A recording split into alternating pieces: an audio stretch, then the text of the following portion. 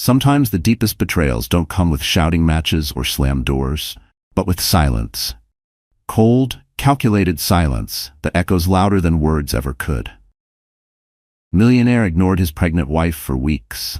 She surprised him with divorce papers. A soft drizzle pattered against the sprawling glass windows of a luxurious estate just outside Marin County. Inside, a pregnant woman stood alone by the fireplace, her eyes tracing the dancing flames. Her heart heavy with confusion and betrayal. Weeks had passed since her millionaire husband last spoke to her, leaving her anxious and unsettled, trapped in a gilded cage of broken promises. She wondered if love had simply dissolved into thin air, or if his neglect was a sign of something far more sinister. What she never expected was that her next step, handing him divorce papers, would spark a chain of events no one could have foreseen. Jenna Caldwell had never been the type to chase after extravagance. Growing up in Boise, Idaho, she had a humble upbringing, something her father, Charles Benson, prided himself on. He worked in carpentry, often coming home smelling of sawdust and sweat, yet always bearing a warm smile for his family. Her mother, Lillian Benson, was an empathetic nurse at the local clinic, known for her gentle touch and listening ear.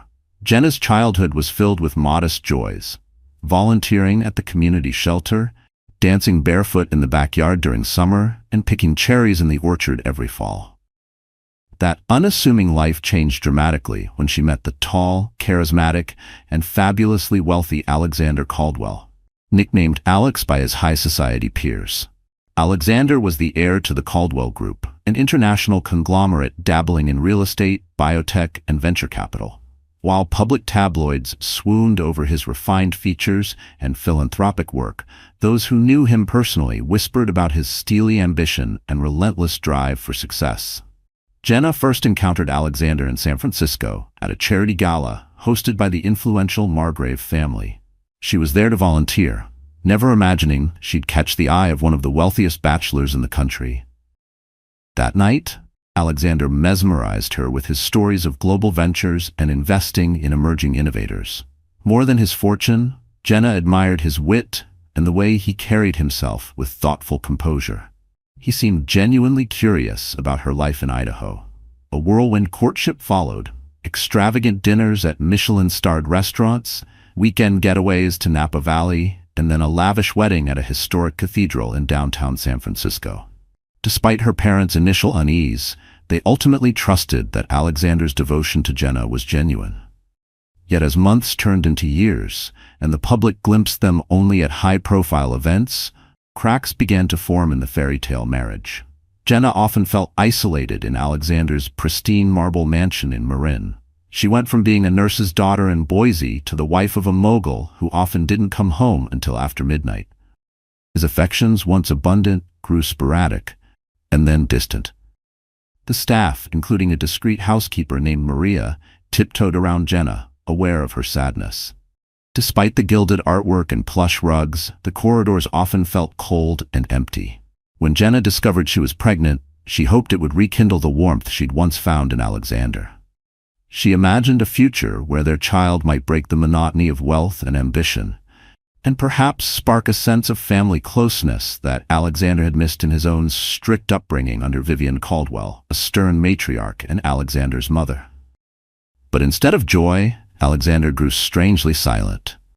He refused to attend the first ultrasound appointment, citing a conference in Singapore.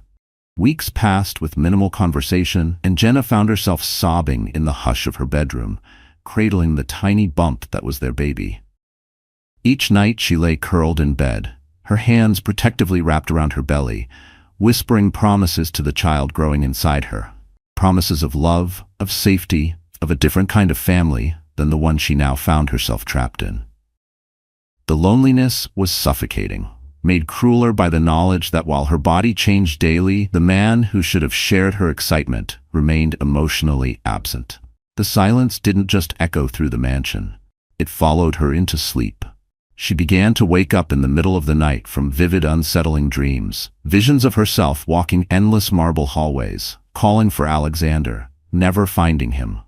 Sometimes she dreamed she was in the delivery room alone, the baby crying and no one coming to help. Jenna stopped mentioning the dreams to anyone, not even Naomi, afraid they might sound like weakness. But inside, she was fraying. Now she stood in front of the enormous fireplace, gazing at the golden flames that flickered across the ivory walls. A storm brewed outside, mirroring the turmoil in her heart. Alexander had been away for nearly 2 weeks, neglecting not just her phone calls and messages, but even the basic decency of letting her know when he'd be back. Her mind brimmed with questions. Had he stopped loving her entirely? Was he hiding something more than just business obligations? Little did she know she was on the brink of discovering a labyrinth of secrets that would shatter the very foundation of her life with Alexander Caldwell. Late one evening, thunder rumbled in the distance, and headlights flashed across the circular driveway. As a sleek black Rolls-Royce pulled up in front of the mansion, Jenna watched from an upstairs window. She pressed her hand to her growing belly, feeling a swirl of dread and relief. At least, he was home. Down in the foyer, she found Alexander handing his coat to Maria. He looked tired, but there was an unfamiliar tension in the tightness of his jaw and the furrow of his brow. Jenna summoned her courage. "You're back," she whispered, the echo of the cavernous hall swallowing her words. Alexander barely met her eyes. "Long flights, back-to-back meetings," he said, voice clipped. "I need a shower and some rest." They faced each other, an invisible chasm between them. Jenna wanted to ask if he was okay, to press him about why he hadn't been returning her calls. Instead, she simply nodded and stood aside as he ascended the grand staircase. Night stretched on. Jenna lay awake in bed, but Alexander never joined her. By morning, she found him in the downstairs study, the door half shut. She could hear him speaking to someone on the phone, his voice strained. "I'm telling you, Langston, this is not the time. I need space. Can't you see that? I'll figure it out. Just leave me be for a while." Jenna tried to ignore the knot forming in her stomach. She thought about confronting him right then, demanding answers. But she hesitated. Since discovering she was pregnant, she wanted to keep her stress levels down, for the baby's sake.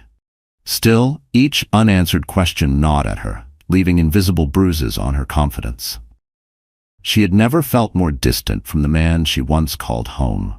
Resentment mingled with concern as she walked away, the hush of the corridor magnifying every uncertain thought. Over the next few days, Alexander drifted in and out of the house like a ghost. He made numerous phone calls, each time leaving in a rush, sometimes in the middle of the night. He was always evasive when she tried to talk, replying with short, rehearsed lines. "Business never stops. I'm sorry, but I have urgent matters." Or simply, "Not now, Jenna." The staff exchanged worried glances behind closed doors. Maria at times found Jenna crying quietly in the library. The cook, an elderly woman named Dolores, started preparing light soups and calming teas, hoping to ease Jenna's tension. No one dared question Alexander directly. His reputation for being unyielding was legendary. One morning, as rain pelted the windows, Jenna grew fed up with the endless excuses. Gathering her courage, she confronted Alexander in the foyer, where he seemed to be hurriedly packing a small suitcase. "Alexander," she said firmly, "what's going on? I'm carrying your child. I deserve to know why you've been avoiding me, why you're leaving at all hours." He kept his gaze on his luggage. "I have crucial negotiations in Seattle," he said mechanically. "I told you. Business is complicated right now. You've been gone for 2 weeks already," she replied, her voice trembling with pent-up frustration. "You ignore my texts, my calls. Do you have any idea how that feels?" He looked up at her for the first time in days. There was a flicker of something in his eyes. Guilt, perhaps, or sorrow, but it vanished quickly. "You wouldn't understand the pressure I'm under," he said, grabbing the handle of his suitcase. "We'll talk when I'm back." She watched him leave, the heavy mahogany door closing behind him like the final note of a dirge. In that silence, something broke inside her. The pain wasn't just in being neglected. It was the realization that she was disappearing from her own life. The man she had once built dreams with now barely looked her in the eye, and the child growing inside her felt more and more like hers alone to protect. Her lips trembled, but no tears came this time. All that was left was fire. In that moment, Jenna felt a surge of anger she'd never experienced before. She refused to be relegated to a bystander in her own marriage. If Alexander Caldwell wanted to lock himself away in a fortress of secrets, she would find a way to break it down. or walk away altogether. Determined to get to the bottom of her husband's cryptic behavior, Jenna contacted the one person she trusted outside the Caldwell empire. Her old friend from Boise, Naomi Astor. Naomi was a journalist who had moved to Los Angeles for a reporting job with the Pacific Tribune. Over the years, they had remained close, though their lives had diverged significantly. A few phone calls later, Naomi arrived at the Marin estate, her battered Subaru looking distinctly out of place among the luxury vehicles. Jenna greeted her at the door, pulling her friend into a tight embrace. "It's bad, Naomi," Jenna confessed, her voice quivering. The pair retreated to the privacy of a small sitting room near the back of the estate, far from the staff's prying eyes. Naomi took out a notebook. "All right," she said, her tone direct. She said in her direct journalist tone, "Tell me everything. From the top." Jenna recounted the months of Alexander's disappearing acts, the sudden phone calls, the rumored deals, and how his affection had withered, almost overnight. Naomi nodded, scribbling notes. "Have you considered that he might be seeing someone else?" Naomi asked gently. Jenna flinched. Though the thought had crossed her mind, she resisted giving it form. "I don't know," she replied softly. "He claims it's business, but I can't shake the feeling. There's more." Naomi frowned. "I can do some digging," she said, then paused before adding, "but you need to be prepared for whatever we might find." That same night, Naomi slipped away to Los Angeles. She reached out to her contacts, a private investigator named Rafael Costa, and a few colleagues who specialized in corporate oversight. They started combing through financial records, property deeds, and recent business acquisitions tied to Alexander Caldwell and the Caldwell Group. Within a week, Naomi had a trove of unsettling information. Bank statements hinted at massive unexplained withdrawals, strange wire transfers to shell companies with vague names, a discreet offshore account in the Cayman Islands. But most importantly, rumors of a hidden relationship with a woman named Camille Duval, a chic interior designer often seen at elite charity events and art galas. When Naomi hesitantly relayed this to Jenna, she saw her friend's face go pale. Jenna pressed a hand against her belly as though shielding her unborn child from the shock of betrayal. "I need proof," Jenna said, fighting back tears. "I won't accuse my husband of something like that, unless I know for sure." "Raphael's got photos," Naomi whispered. "They've been spotted at a penthouse Alexander's company bought in downtown San Francisco." Images soon arrived. Alexander stepping out of a luxurious apartment, Camille at his side. The two exchanging brief, intimate smiles. The timestamps showed Alexander's presence on nights he had claimed to be away on urgent business. Jenna stared at the photos, feeling numb. Anger, despair, heartbreak, all warred in her chest. But her thoughts shifted abruptly to her unborn child. She refused to let Alexander reduce her life to a tragedy. Gathering all the strength she could muster, she told Naomi, "I need to see a divorce attorney." Naomi nodded, her eyes filled with sadness. "We can start right away." Jenna's appointment with a high-profile San Francisco divorce attorney, Olivia Kwan, came 2 days later. Olivia's office exuded the polished elegance one would expect from a law firm catering to the wealthy. Floor-to-ceiling windows overlooked the Bay Area skyline, and the plush furniture contrasted jarringly with Jenna's emotional turbulence. Olivia listened intently as Jenna recounted the strange neglect, the potential affair, and the existence of hidden financial dealings. "I see," the attorney said at last, her voice calm and measured. "It's not uncommon, in marriages where there's a significant wealth disparity, for one spouse to become isolated. The secrecy around finances suggests he may be funneling assets to protect them. If you pursue legal action," Jenna swallowed hard, "I'm worried about my future and the future of my child." She said, her voice breaking, "Alexander has all the power here." Olivia leaned forward, hands clasped. "Legally, that's not necessarily true. As his wife, you have claims to marital assets. The key is documentation, every hidden account, every secret property. If it turns out he's diverting funds to cheat you out of your fair share, we can use legal channels to expose that. However, you need to be prepared for a bitter fight. Men like Alexander seldom give in easily." Though she was terrified, Jenna found a flicker of resolve in Olivia's words. "I'll do whatever it takes," she said. She paused, tears threatening. "I wanted a family. I didn't want a war." She looked down at her hands, fingers trembling slightly. The word war tasted bitter on her tongue, a sharp contrast to the quiet dreams she once held, of laughter in the nursery, shared Sunday mornings, and tiny socks folded together in anticipation. Now, each vision felt like it belonged to another life. For a fleeting moment, doubt crept in. What if this was a mistake? What if she was destroying something that could still be repaired? She had grown up believing love meant endurance. What if this legal path meant their child would grow up visiting parents in separate homes, asking hard questions far too soon? But then she remembered the silence, the lies, the emptiness, and her uncertainty slowly turned to resolve. Bolivia offered a sympathetic smile. I know. Divorce is never easy, especially under these circumstances. My team and I will help you navigate this. But you must brace yourself. Alexander may retaliate. He has vast resources and is well connected. Jenna left the law firm feeling both fortified and hollow, carrying a thick folder of documents she'd need to review, sign, and assemble for court proceedings if things escalated. On the drive back to Marin, her mind swirled with memories of her wedding day, Alexander slipping a ring on her finger, promising love and devotion. Now that ring felt like a shackle, tightening around her heart. Late the next evening, Alexander finally returned home unannounced.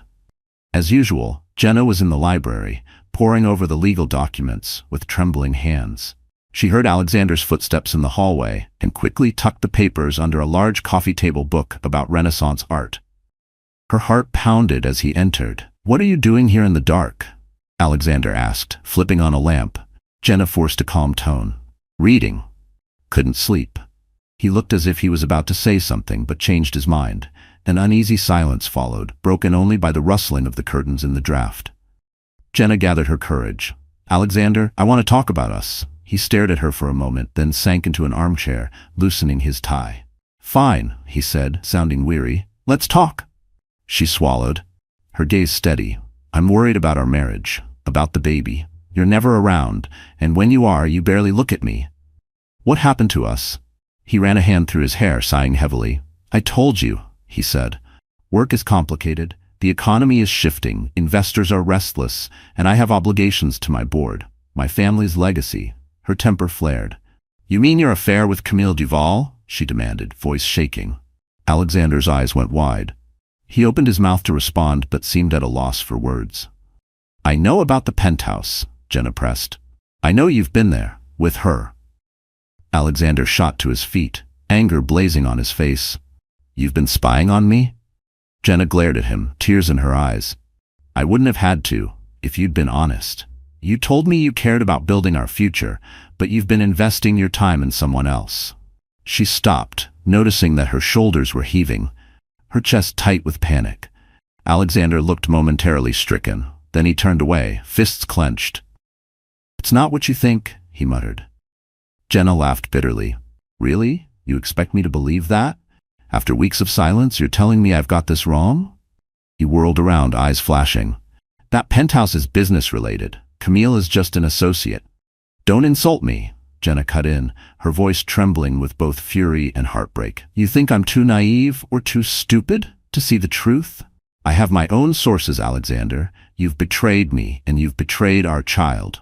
For a moment it looked like Alexander might break down. A swirl of conflicted emotions played across his features. But then, as though flicking a switch, he hardened. "Fine," he said, voice cold. "If that's what you need to believe, so be it." Jenna took a shuddering breath. "I'm not going to stay in this marriage if you treat me like some dispensable figurehead. I was your wife before I was your trophy. You have no idea what's really going on," he snapped, cutting her off. "If you push me on this, I'll—" He stopped himself, closing his eyes as if wrestling down an inner demon. Jenna's hands trembled at her sides. "You'll what? Try to ruin me? You think I can't survive without your money?" she said, her voice rising. "I have resources too, Alexander. You're not the only one who can fight dirty." He glowered at her, then turned and strode out of the library, leaving behind a vortex of tension. Tears slid down Jenna's cheeks. She felt as if she'd been talking to a stranger, a man who was a far cry from the charming Alexander she once knew. After a moment, she retrieved the hidden documents, her resolve doubling. If he wouldn't give her respect, she would take back her autonomy. even if it meant delivering an ultimatum in the form of divorce papers. In the days that followed, Jenna braced herself for the worst. Alexander moved to a guest room, an absurd arrangement, given that the estate had dozens of rooms he could choose from. They barely spoke, and when they did, it was curt and distant. She finally broke the news to her parents, Charles and Lillian Benson, over a tearful phone call. They offered their unconditional support. "Come home if you need to," Lillian pleaded. "We'll help you raise that baby with all the love in the world." Jenna thanked her mother, even as her heart ached. She knew returning to Boise would feel like an admission of defeat. In her mind, she wasn't ready for that. Yet she also feared that Alexander might leverage their child as a weapon. He had the means to hire the best attorneys, potentially complicating any custody arrangements. Still, she felt bolstered by her parents' love. Meanwhile, behind the gilded walls of the Caldwell dynasty, rumors began to swirl. Vivian Caldwell, Alexander's mother, was a formidable figure, rumored to control the family's empire from her estate in Carmel Highlands. She despised anything that threatened the family's pristine image, and a messy divorce certainly qualified. When she got wind of the trouble brewing in Marin, she ordered an urgent family meeting, summoning Alexander, Jenna, and a cadre of Caldwell lawyers to her retreat. The last thing Jenna wanted was to face Vivian's withering stare, but she agreed, hoping that maybe the Caldwell matriarch could talk some sense into her son, or at least confirm that Jenna had the right to step away from this toxic environment. As they boarded a private helicopter to Carmel, Alexander sitting coldly across from her, Jenna felt her stomach knot with dread. She tried to focus on the surging life within her, reminding herself that the baby's well-being came first. The helicopter's blades whirred overhead, the cabin vibrating as they soared above the coastline. She wrapped her arms around her belly, as if to shield it from the cold tension inside that cabin. Her eyes drifted to Alexander, searching for even the slightest flicker of recognition or care. But his face remained unreadable, carved from the same stone as the estate they were about to enter. The silence between them screamed louder than any argument. Her mind flicked through scenarios, questions swirling. Would Vivian blame her for the marriage's downfall? Would she discover shocking secrets within the Caldwell empire that Alexander had been trying to protect? By the time they touched down, Jenna had convinced herself that she was walking straight into a lion's den. Vivian Caldwell greeted them at the doorstep of her imposing estate, a gray stone manor perched on a cliff overlooking the Pacific. She wore a meticulously tailored pantsuit, her silver hair styled in a sleek chignon, her lips pressed into a thin line as she eyed Jenna's pregnant belly before turning to Alexander. "This is a family matter," Vivian said in a crisp tone. "Let's get inside." Jenna's gaze darted to Alexander, who avoided her eyes. She swallowed hard and followed them into a grand sitting room, where various Caldwell uncles, aunts, and cousins were gathered. The walls displayed oil paintings of ancestors going back generations, each subject exuding the same sense of stern authority. A team of lawyers waited behind a polished mahogany table. Vivian wasted no time addressing Jenna first.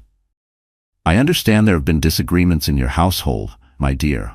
But the Caldwell name does not bow to scandal. We must handle this quietly."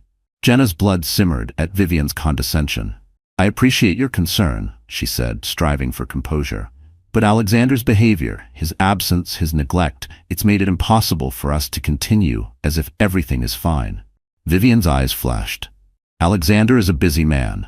As the eldest son and heir, he carries responsibilities. You could not imagine." Alexander stood to the side, silent. Jenna clenched her hands, resisting the urge to lash out. "I don't doubt the weight he bears. But being busy doesn't excuse betrayal or emotional abandonment. We're having a child, and he hasn't even tried to be present." One of the family's lawyers, a man with thick glasses named Vernon Locke, cleared his throat. "Mrs. Caldwell, if I may, we have settlement arrangements that could be made to ensure your comfort, as well as the child's, without the need for public legal proceedings. As you can imagine, a very public divorce would harm not only Alexander's reputation, but also the family's business interests." Jenna's jaw clenched. "So you want me to quietly accept hush money and remain married in name only? That's not going to happen."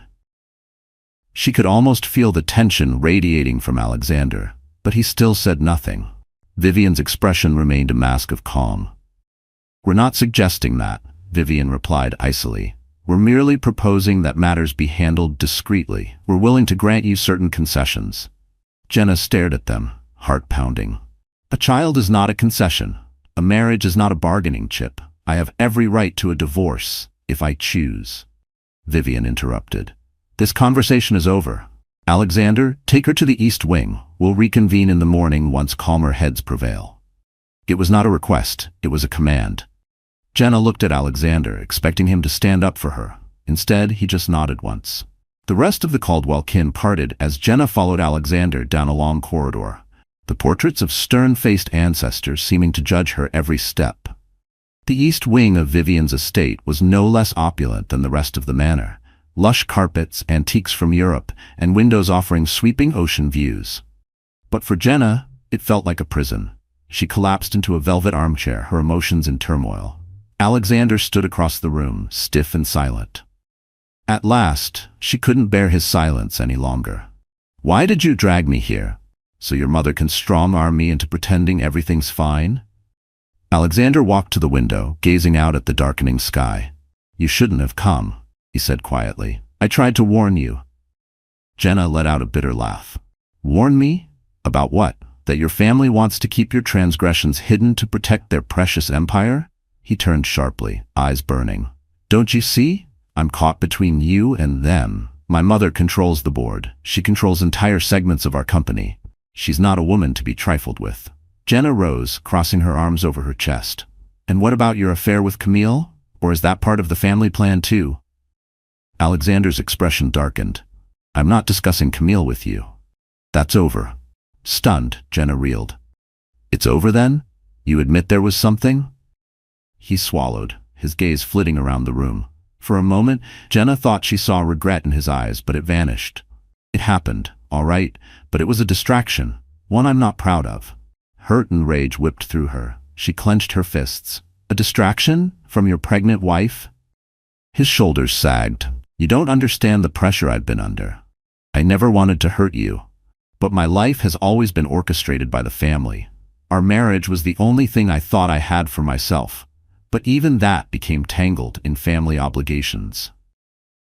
Jenna felt tears at the edge of her eyes. "So you ignored me for weeks, letting me worry whether you even cared? Do you have any idea how isolating that felt?" Alexander squeezed his eyes shut. "I'm sorry," he whispered, the words barely audible. A surge of conflicting emotions welled up in Jenna: love, betrayal, pity, anger. She took a shaky breath. "I hired a divorce attorney." He looked at her, eyes wide. "You did?" She nodded, tears escaping. "Yes, because I won't live like this. I won't raise a child in this cold, superficial world." He said nothing for a moment, then sank onto a nearby chair, head in his hands. The weight of his secrets and his mother's demands seemed to crush him. Jenna watched him, remembering the gentler man she had first fallen in love with. As tension cloaked the room, the door swung open suddenly. It was one of Vivian's staff, a woman named Eliza. "Mrs. Caldwell demands an immediate audience in her office," Eliza said, averting her gaze from the emotionally charged scene. Jenna steeled herself, exchanging a glance with Alexander. He nodded numbly. Without a word, they followed Eliza through the labyrinthine corridors, bracing for whatever judgment Vivian had in store for them. Vivian's office was a fortress of power. Dark paneled walls, shelves lined with books on corporate law and economics, and an imposing mahogany desk. She stood behind it, hands clasped, eyes like steel daggers. "I've consulted with the family's legal advisors," Vivian began, her voice echoing in the stillness. "We are prepared to offer a generous settlement to Jenna, with full child support, under the condition that she drop any public accusations and sign a strict non-disclosure agreement." Jenna's blood boiled. "So I'm supposed to accept hush money in exchange for my freedom? What about the emotional abuse? The affair? The humiliations?" Vivian's cold gaze swept over her. "Alexander has made mistakes, but so have many powerful men. Our interest is preserving the Caldwell name and ensuring your child is raised with proper support." Alexander stood to one side, his face drained of color. Jenna's voice trembled as she replied, "You can't just buy me off. I won't be silenced." Vivian offered a thin smile. In that case, we'll proceed with more aggressive measures. The Caldwell legal team is relentless. If you try to go public or drag this through the courts, we'll ensure your name and reputation suffer. We'll bury you in litigation.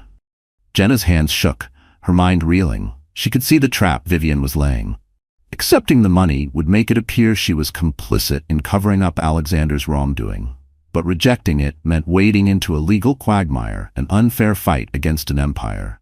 She glanced at Alexander, silently pleading for him to intervene. Finally, he found his voice. "Mother, please, don't threaten her. She's carrying my child." Vivian's gaze flicked to him, as icy as ever.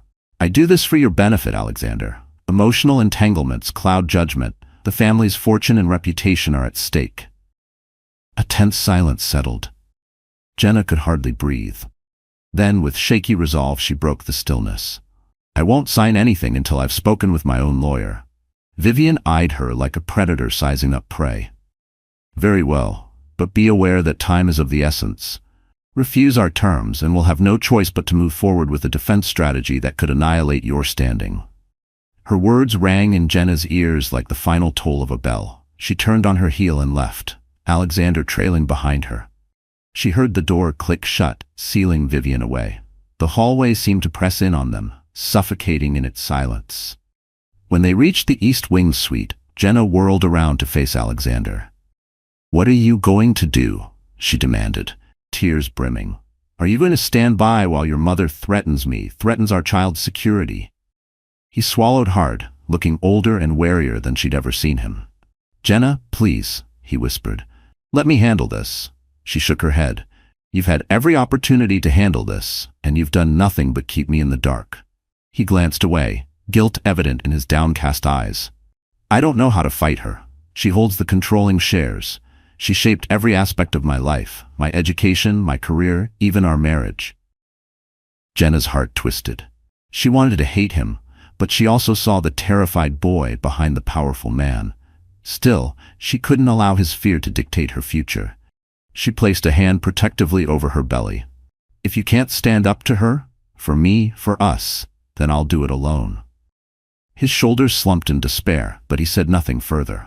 As Jenna sat on the edge of the bed that night, she opened her phone and hesitated over social media apps. The public didn't know the truth yet, but they would. And when they did, would they believe her? Or would they see her as a gold digger, a pregnant woman trying to dismantle a legacy? The thought made her nauseous. She turned the phone face down, resisting the urge to read headlines that didn't even exist yet.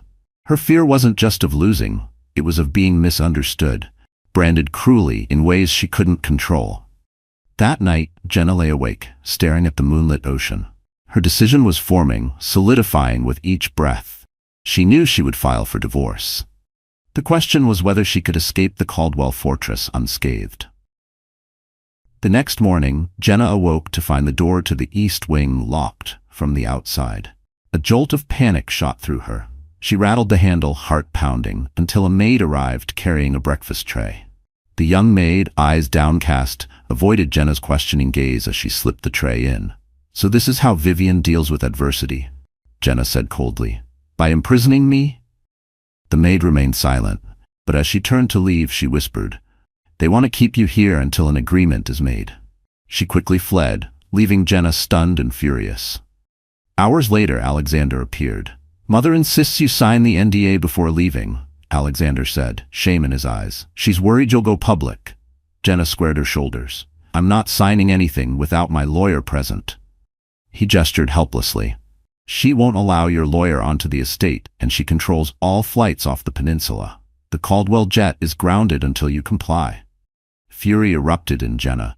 She realized Vivian was staging a mini coup, using her power to coerce Jenna into a favorable deal. But she also knew Carmel had public ferries. The Caldwells might try to intimidate her, but they couldn't shut down an entire county's transportation. She inhaled slowly, formulating a plan.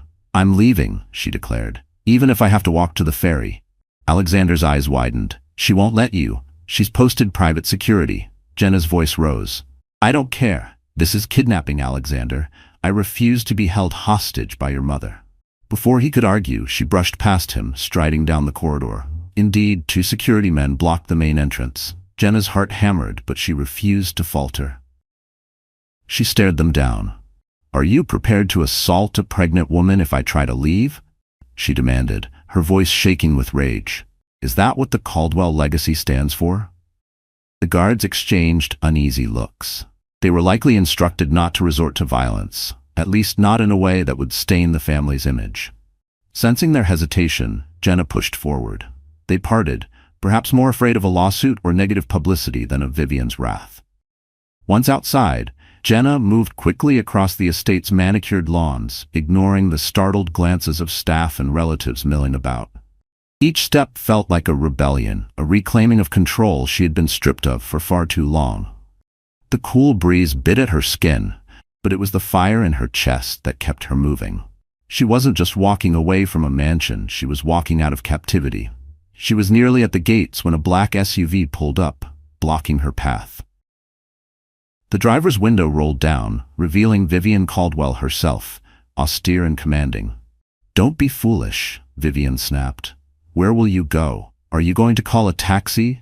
There are none near this part of the coast. And even if you make it to the ferry, how will you manage? Without your luggage, your money, your phone, everything. I can cut you off from—" Jenna glared at her, adrenaline coursing through her veins. "I'm not your prisoner. You can't lock me away. I will find a way to the ferry. I'll beg a ride from a stranger if I have to. I'm done living under your tyranny." Vivian's nostrils flared in anger, but she hesitated. The last thing she wanted was a public scene. Finally, she spit out her words. "Get in the car. I'll drop you at the ferry. But don't expect me to save you from what happens next." Jenna stared at her, weighing her options. Walking alone down the roads of Carmel Highlands, heavily pregnant, might be dangerous. After a tense moment, she climbed into the SUV. The ride was filled with suffocating silence, Vivian's anger palpable. When they reached the ferry dock, Vivian brought the SUV to a halt. "This is your last chance," she said coldly, thrusting an envelope at Jenna, "the NDA and a preliminary settlement. Sign it or leave with nothing." Jenna took the envelope, opened the door, and stepped out without a word. She slammed the car door, hearing the SUV's tires squeal as Vivian sped away. Despite her pounding heart, she felt a rush of liberation. Clutching the envelope, she boarded the ferry, determined to reclaim her life. The ferry ride felt surreal. Salt air stung Jenna's cheeks, the boat's engine rattling as she left the aristocratic fortress behind. She gazed at the horizon, praying the life growing inside her would someday know a happier reality than the one she had just escaped. Once on the mainland, she used a payphone. Her own phone service, courtesy of the Caldwell family plan, had mysteriously been cut off. She called Naomi, who agreed to pick her up and drive her to San Francisco. During the ride, Naomi was both appalled and fascinated by the dramatic showdown with Vivian Caldwell. "I knew the family was powerful," Naomi said, weaving through traffic. "But I never imagined they'd go to these lengths. They're prepared to do anything to keep their image intact." "They are," Jenna replied, leaning her head against the window. "I need to move fast before they try something else." Naomi took her to a small boutique hotel owned by a friend who owed her a favor. It was modest compared to the opulence Jenna was used to, but she felt an immense sense of relief stepping into a room that was hers alone, where she could lock the door without fear of intrusion. First, Jenna contacted Olivia Kwan, her divorce attorney, recounting every detail of her forced stay at the Carmel estate and Vivian's intimidation. Olivia's usually calm tone sharpened with anger. "This is a violation of your personal rights," she said, "and it sounds like an attempt to coerce you into signing legal documents. We need to file for an emergency restraining order. If they try to approach you again—" Exhausted, Jenna agreed. She hung up and sank onto the bed, letting the tension ease from her shoulders. Naomi placed a gentle hand on her arm. "You're brave," her friend said softly. "Not many people stand up to the Caldwell family." Jenna managed a small smile. "I don't feel brave. I feel scared and alone, but I won't let them bully me." Naomi squeezed her hand. "You're not alone. You have me, and you have this baby, and we're going to fight." The next morning, word spread that Jenna Caldwell had left the family estate. Social media buzzed with unconfirmed rumors. A few paparazzi shots even surfaced of her on the ferry dock. Looking distraught, Vivian Caldwell, unaccustomed to losing control, released a terse statement to the press, claiming Jenna was undergoing medical rest due to pregnancy complications and that the family valued her health above all. Incensed by the blatant lie, Jenna composed her own statement through her lawyer, refuting Vivian's claims and stating she was safely in San Francisco, preparing to take legal action. The tabloids latched onto the drama, splashing headlines like "Caldwell heir in marital crisis, pregnant wife flees family compound." Amid the public frenzy, Alexander reached out to Jenna for the first time since her escape. She was in Naomi's car heading to an obstetric appointment when her temporary phone buzzed. Her heart hammered. Should she answer? She took a deep breath. "Hello?" A pause. "Jenna, it's me." She forced calm into her voice. "What do you want, Alexander?" He sounded strained. I want to talk. Face to face. Without lawyers. Just us." She hesitated, recalling the anguish she'd felt in Carmel, but she also remembered the flickers of regret and sorrow she'd seen in his eyes. "Fine. We can meet somewhere public."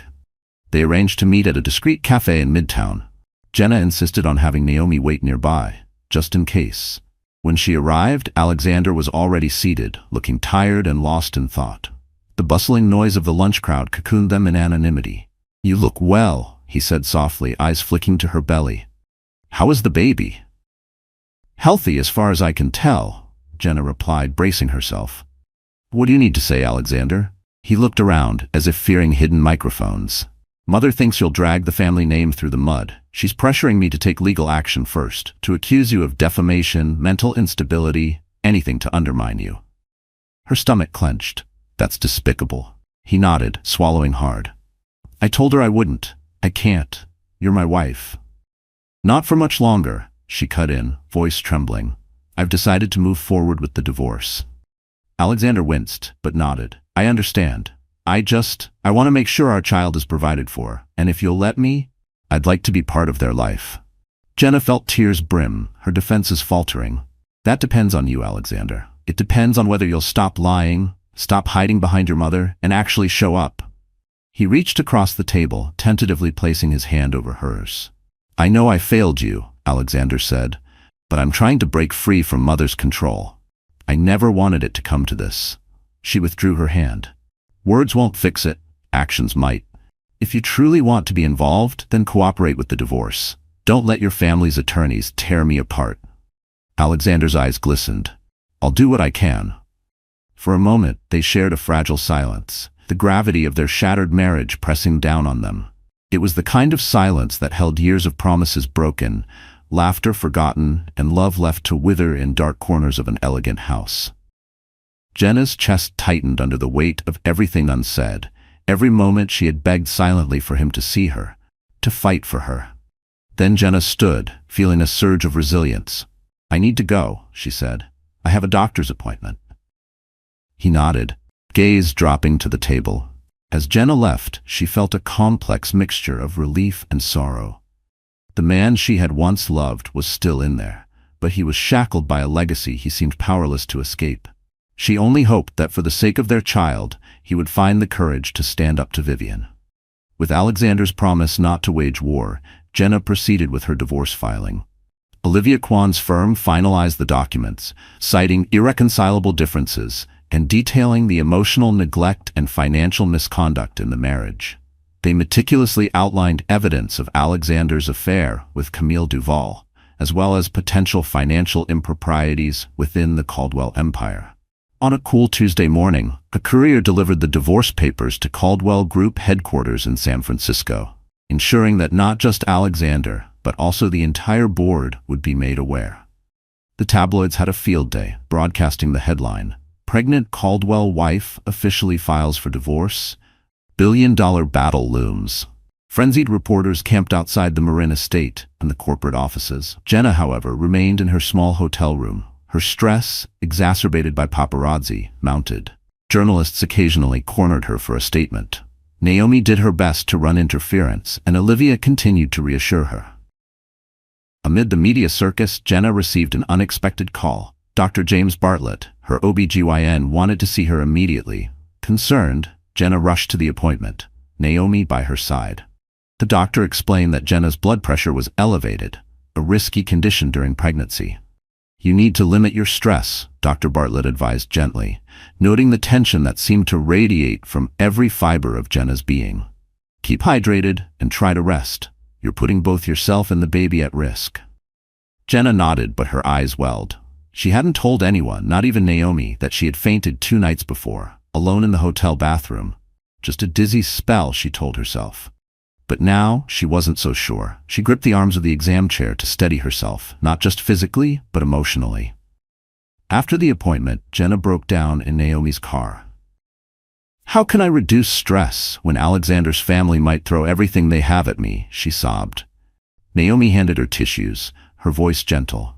"You're doing the right thing, Jenna. Just take it one day at a time. The media frenzy will die down eventually. And legally, Olivia's team can handle the brunt of it." Jenna nodded, wiping her tears. She was determined not to let the Caldwells break her. For the sake of her unborn child, she would find the strength to stand firm. Days turned into weeks, and the legal battle heated up. Alexander's attorneys attempted to refute claims of the affair, spinning narratives that Camille Duval was merely a hired designer for the penthouse. Vivian Caldwell, however, largely stayed silent in public, focusing her efforts on manipulating board decisions that could corner Alexander and pressure him into forcing a quick resolution. Jenna attended multiple court conferences, leaning on Olivia's expertise. During a particularly tense negotiation, Alexander appeared in person, flanked by his lawyers. Jenna braced herself for a cold showdown, but he surprised her by taking her aside during a recess. "I've been trying to liquidate some of my personal assets," he said, voice low and urgent. "I'm going to put that money into a separate account for you and the baby, away from mother's control. It's not hush money, it's support, my way of apologizing." Jenna studied him. She could sense sincerity in his words. "I appreciate that," she said quietly. "But it won't change the fact that I need this divorce. We can't keep living in shadows and lies." He nodded, exhaling a shaky breath. "I know. He trailed off, eyes flicking to her belly. "Please keep me updated on the baby." Her throat tightened. She recalled the man she used to laugh with, the man who once seemed so genuine and full of life. Now they stood on opposite sides of a yawning chasm. She fought a sudden urge to hug him, to share in the excitement of becoming parents, but the wounds were too fresh. As proceedings continued, Vivian Caldwell began employing more underhanded tactics, even threatening to question Jenna's mental fitness as a mother in a rumored custody fight. Enraged, Jenna's attorney countered with evidence of emotional abuse and controlling behavior from the Caldwell family. The battle lines were drawn so firmly that it felt like no resolution was in sight. One night, as Jenna lay awake in her hotel room, the phone rang. The voice on the other end was trembling with urgency. "Jenna, it's Rafael Costa, Naomi's private investigator contact. I've uncovered something that changes everything." Heart pounding, Jenna invited him to speak freely. Rafael explained that, while investigating the Caldwell Group's financials, he stumbled upon evidence that the family might be involved in illegal offshore tax evasion, and that Alexander himself had tried to put a stop to it. Vivian had apparently orchestrated these schemes for years, funneling portions of the company's profits into secret accounts. Alexander, in an attempt to separate himself from the illicit activity, had started secretly liquidating his own assets to protect himself and, in a sense, Jenna from the blowback. Stunned, Jenna sank onto the edge of the bed. "That means he wasn't ignoring me all those weeks. He was dealing with this?" Raphael hesitated. "He did have an affair, from what we can tell, but the deeper secrecy seems tied to the family's potential crimes. He might have been trying to shield you or to orchestrate a defense plan. If the authorities catch wind of this, it's massive." By the time Jenna hung up, her mind reeled. Could Alexander have been more complicated than she'd imagined, both betraying her emotionally and trying to protect her financially? The confusion weighed heavily on her. She thought back to all the cryptic phone calls, his rushed disappearances. Perhaps they weren't all about Camille. Maybe they were about extricating himself from Vivian's schemes. Faced with this new twist, Jenna reached out to Olivia Kwan. They strategized that if Alexander was indeed seeking to distance himself from criminal activity, Jenna might use the information as leverage for a swift divorce settlement. ensuring she and her child were completely free of the Caldwell Empire's unscrupulous dealings. But that also meant treading carefully. Accusing a powerful family of financial crimes could put a target on her back.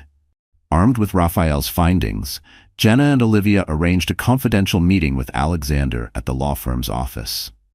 Alexander arrived alone, looking visibly stressed. Olivia opened the discussion. "We have reason to believe there are illegal offshore accounts tied to the Caldwell Group. Jenna could expose this in court, which would result in an investigation by federal authorities." Alexander's face paled, his voice hushed. "How did you? Never mind." "Yes, my mother has been running that operation for years. I didn't discover it until after we married.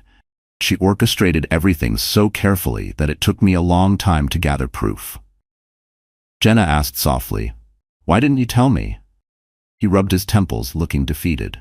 "I was scared that if you knew, you'd be in danger, or that you'd hate me for being part of it, and I was trying to stop it from the inside. But I got tangled up in deception. I needed a release, and that's when Camille happened. It was stupid, reckless."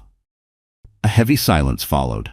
At last, Jenna spoke, her voice tremulous. "Alexander, I can't undo your betrayal, but for the sake of our child, I want a divorce that frees us both from your mother's manipulations and her crimes. Are you willing to come clean? Cooperate with the authorities if it comes to that?" He stared at the floor, tears glinting in his eyes. Then he nodded slowly. "I'll do it. I'll sign whatever I need to sign to ensure you and our child are safe. I'll testify against my mother, if necessary. Just promise me I won't lose any chance to be part of my child's life." Jenna felt tears of her own threatening. She reached for a tissue, glancing at Olivia, who offered a small, supportive nod. "You'll have that chance," Jenna said, her voice shaking. "But you need to be honest from now on." Alexander nodded, relief mingled with sorrow in his expression. "I will." Within days, the final divorce papers were drawn. Both sides agreed to a substantial financial settlement for Jenna, as well as joint custody arrangements that would allow Alexander visitation rights, provided he kept to a strict code of conduct. Most importantly, the settlement included a clause that released Jenna from any liability tied to the Caldwell Group's offshore accounts, effectively shielding her and her child from potential legal fallout. Vivian was livid, but she found herself cornered. If she tried to retaliate, Alexander could reveal her financial schemes. If she cut him out of the family trust, she risked losing control of the board, since the scandal would rock the company. In the end, she grudgingly signed the documents, though she made her contempt for Jenna painfully clear through icy glares and biting remarks in private emails. On a sunny afternoon in San Francisco, Jenna and Alexander met at the courthouse to finalize the divorce. Jenna wore a simple beige dress, her belly now quite pronounced. Alexander, in a subdued navy suit, approached her with a rueful smile. Reporters buzzed outside, cameras clicking relentlessly. When the judge asked if both parties were certain they wanted to proceed, they each answered resolutely. Yes. The gavel struck. And just like that, the marriage was legally over. Alexander lingered, seeming to want to say more. Jenna gave him a gentle parting look, her anger and grief interwoven with a faint thread of sympathy. Then she turned and walked away, the hush of finality settling over her heart. 2 months later, Jenna sat in her modest but cozy new apartment in San Francisco, sipping herbal tea and gazing out the window. The city bustled below, a cacophony of horns and sirens. She rested a hand on her now heavily pregnant belly, feeling the baby kick. Every day, she reminded herself of how far she had come, from being a neglected wife in a lonely estate to a woman forging her own path, free of illusions. She had reconnected with her parents, who were thrilled to visit and help with the baby. Naomi remained her rock, visiting often, bringing groceries and cheerful banter to lighten Jenna's mood. Legally, the settlement from Alexander provided a substantial financial cushion, enough for Jenna to ensure a stable future for her child, without depending on the Caldwell empire. Alexander, for his part, kept to the terms of their joint custody agreement. He called weekly to check on the baby, carefully maintaining a respectful distance. He also quietly cooperated with authorities investigating Vivian's financial activities, though it would be months or even years before any real legal consequences for the Caldwell matriarch emerged. In her quieter moments, Jenna reflected on the whirlwind she had endured. Love, betrayal, power, vulnerability, all had collided in a cataclysm that nearly broke her. But she realized something crucial. Every challenge, every heartbreak had forged in her a resilience she never knew she possessed. She had learned to stand up for herself, to value her worth, and to protect her child at all costs. Yet not every night was restful. Sometimes she still woke up in the early hours, heart-pounding from dreams that took her back to that locked door in Carmel, or the cold silence of Alexander's mansion. She would lie still, hand on her belly, whispering to her unborn child, "We're safe now, I promise." And slowly her breath would steady. As she felt another swift kick, a small smile tugged at her lips. A new chapter awaited, a chapter in which she would be a mother, guiding her child with the warmth and compassion she herself once feared she had lost. No matter what the future held, she would face it on her own terms, free from the shadows that had once imprisoned her in that coastal estate. Dear friend, sometimes life doesn't give us the closure we imagine. It simply hands us the quiet strength to move forward. Jenna's story reminds us of a stoic truth. We may not control the storms that break us, but we do control how we rebuild.